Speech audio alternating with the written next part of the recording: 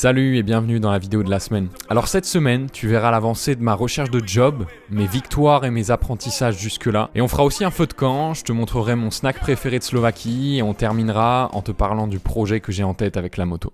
Let's go! On est à la fin de la semaine et je suis en train de préparer ma semaine prochaine de planifier, tu vois. Il y a un mois maintenant, j'ai switché sur une organisation 100% papier. J'en ai parlé, mais grave, sur Facebook, dans les emails aussi. Mais je sais pas si j'en ai parlé en vidéo. Enfin, ça a tellement d'avantages pour moi personnellement parce que ça permet vraiment de rester loin des écrans. Ça permet de planifier sa semaine de façon beaucoup plus intentionnelle parce que quand tu écris sur papier, bah, tu peux pas effacer, tu vois. Donc tu mets vraiment la réflexion dans ta planification et je sais pas, moi ça a vraiment un effet de... ça me rend plus serein, tu vois. Et ouais, c'est ma petite routine, tu vois. Toutes les semaines, je fais ça, je me pose. Là, on est samedi matin et je prépare ma semaine et comme ça, je peux partir en week-end serein. Je sais ce que j'ai à faire. Tout est planifié, tu vois. 1, 2, 3, 4, 5, 6, 7. 1, 2, 3, 4, 5, 6, 7.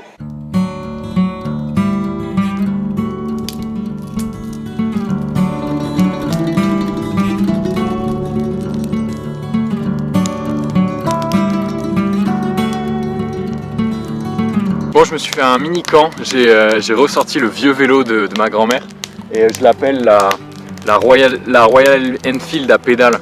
La Royal Enfield, c'est la marque de la moto que j'ai envie de m'acheter et c'est une marque assez vintage, tu vois. Et du coup, en attendant de pouvoir me l'acheter, que je mette les sous de côté, bah, j'utilise ce vélo. Il a un look un peu custom, tu vois, un peu à la façon Royal Enfield, genre vintage, mais il a pas de moteur, donc je l'appelle Royal Enfield à pédales.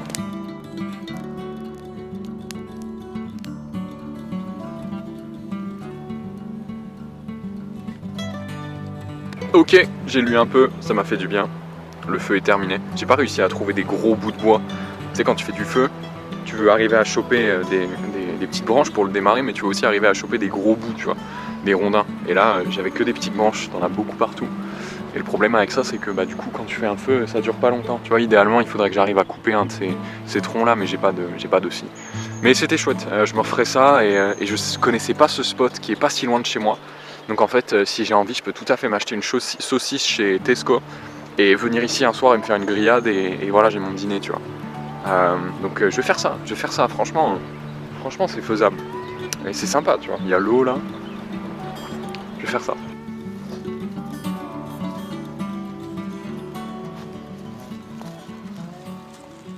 Yo, bon, je me suis dit que j'étais allé te donner une petite update. Aujourd'hui, j'ai eu un premier entretien avec une agence qui me plaisait bien. C'était une candidature spontanée, donc je répondais pas à une offre spécifique, tu vois. Il y a un gap énorme, un gap conséquent entre ce que je faisais avant en tant que freelance où je travaillais en B2C. C'est vrai qu'on se focalisait principalement sur du direct marketing, tu vois. T'avais souvent un canal d'acquisition. Et là, en fait, vu que je commence à contacter, à travailler, à contacter des entreprises beaucoup plus grosses,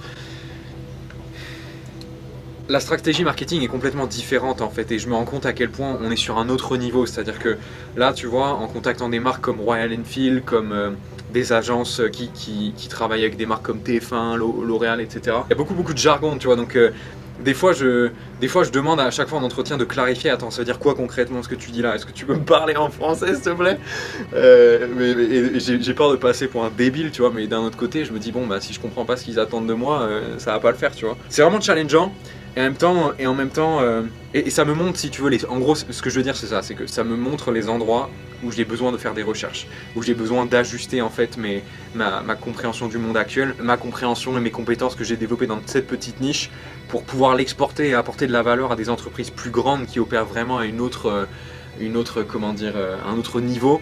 Il y a des choses qu'il faut que j'apprenne, tu vois, et c'est ça que je cherche à capter dans ces entretiens, tu vois, c'est-à-dire que si elle me dit ouais, nous on a besoin de ça, et que je comprends pas ce que ça veut dire, je prends note et ensuite je fais des recherches sur internet pour trouver un cours ou quoi qui peut m'expliquer comment faire ça, tu vois. J'ai eu un deuxième entretien, cette fois avec le responsable de Royal Enfield France et qui lui a besoin d'aide sur toute la partie réseaux sociaux. J'ai vraiment l'impression de retourner à l'époque de l'Australie où on me demande des trucs et je suis en mode ouais, ok, je vais faire des recherches, voir à quoi ça correspond, voir ce que je peux utiliser dans mon expérience personnelle pour t'aider à faire ça et voilà, et proposer quelque chose, tu vois. Mais ça me plaît, c'est cool, genre j'étais au téléphone avec le directeur de Royal Enfield France, tu vois. Donc je me dis rien que là, ça veut dire qu'il y a quelque chose que je fais de bien, ne serait-ce que dans la prise de contact. Donc ça c'est déjà un succès quelque part, tu vois. Donc je vais juste continuer et voir où tout ça me mène, quoi.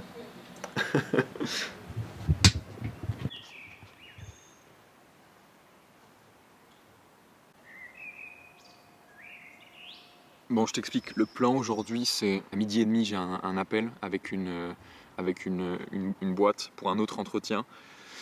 Et je dois faire ma proposition à Royal Enfield. Donc il faut que je crafte cette proposition et que je dois donner avant demain au directeur, tu vois. J'ai vraiment envie de voir les dessous de l'industrie, comment ça se passe en interne, et pour ça j'ai envie d'être en contact avec les équipes et de faire partie de la team, tu vois. Donc voilà le programme pour aujourd'hui. Un truc qui m'embête là, avec les 2 entretiens que j'ai eus, mais c'est normal, c'est pour des grosses boîtes, et du coup ils ont des talent acquisition spécialistes, tu vois, c'est vraiment des gens qui sont dédiés au recrutement.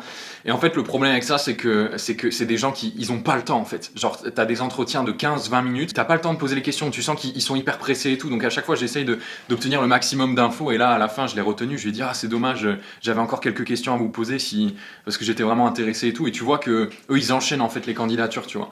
Et c'est vraiment différent je me souviens, il y a 2 mois, j'avais discuté avec une autre entreprise, mais j'avais passé le premier entretien avec le CEO, le founder. On avait passé beaucoup plus de temps ensemble, il avait vraiment pu m'expliquer de quoi il avait besoin, etc. Je retourne dans la réalité du monde corporate, de comment ça se passe en réalité, mais c'est cool, tu vois, genre t'as un petit temps pour te démarquer et montrer tes billes, et voilà quoi, c'est intéressant. Mais bon, deuxième entretien de la semaine fait. Cet après-midi, focus sur crafter la proposition pour Royal Enfield, et puis on avance comme ça. J'ai pas eu le temps de manger, enfin si j'ai eu le temps de manger, mais j'ai pas eu de protéines ou quoi, donc je vais courir chez Tesco et m'acheter un fromage typique d'ici, ça s'appelle Parenica, je vais te montrer à quoi ça ressemble.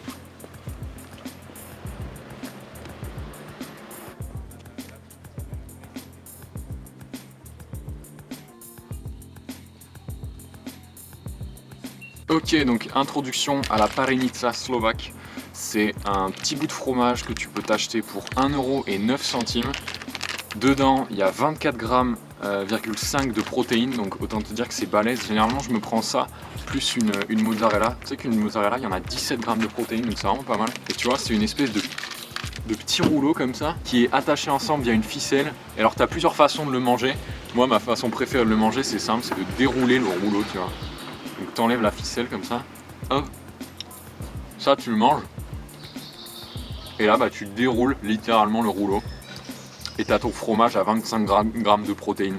Donc tu fais un workout, tu t'achètes 2 trucs comme ça, 50 grammes de protéines, au lieu des shakers de whey, tu bouffes 2 Parenica, tu vois. Donc ça c'est mon rituel quotidien. Bon, j'ai fini la journée, je vais au sport, il est 18h, j'ai besoin un peu de sortir, de vider la tête, tu vois. Mais je veux juste te lire un message que j'ai reçu d'un pote qui a regardé les précédentes vidéos, et il parle d'une idée, mais faut que je te lise ça. Alors je te lis le message, dans son message il me dit « Salut Egon, j'ai vu ta vidéo l'autre jour où tu lances une bouteille à la mer pour du taf autour de la moto. J'ai rien à te proposer niveau taf, mais j'y repensais et je me disais qu'avec ton côté storytelling, tu pourrais développer un peu l'aspect moto sur tes réseaux. Mais surtout ce serait plus crédible pour prospecter dans ce domaine, ça appuierait le fait que tu aimes la moto que juste en parler. » C'est exactement ça mon objectif là, mon objectif c'est trouver un job, acheter une moto, et à partir du moment où j'ai la moto, c'est créer du contenu autour de la moto, utiliser ça vraiment comme un véhicule, comme un moteur pour créer du contenu, tu vois. Et le contenu sur la chaîne, ce serait à la fois du contenu aventure, mais aussi du contenu voilà, aventure, découverte, exploration, connaissance de soi, dev perso, mais aussi pourquoi pas création de contenu, je sais pas, tu vois. Mais mon idée, c'est vraiment que la moto devienne le cœur, le driver de toutes les expériences que j'ai envie de partager. Donc c'est le but en fait. Jusque là, pour l'instant, il faut que je renfloue les caisses et que je me trouve d'avoir ce job, tu vois. Mais ouais, c'est le but grave, tu vois. Merci Igor, si tu passes par là, ça te fera sourire. Sport, parce que c'est bien de bosser toute la journée, mais il faut aussi bouger son corps, tu vois. Et ça, c'est moi quand j'avais 13 ans. C'est tout pour aujourd'hui, merci d'avoir regardé la vidéo jusqu'au bout. Dis-moi en commentaire ce que la vidéo t'a inspiré, et si tu me découvres, pense à t'abonner pour ne rien rater de la suite. Et moi, je te retrouve dans une prochaine vidéo. Ciao, ciao.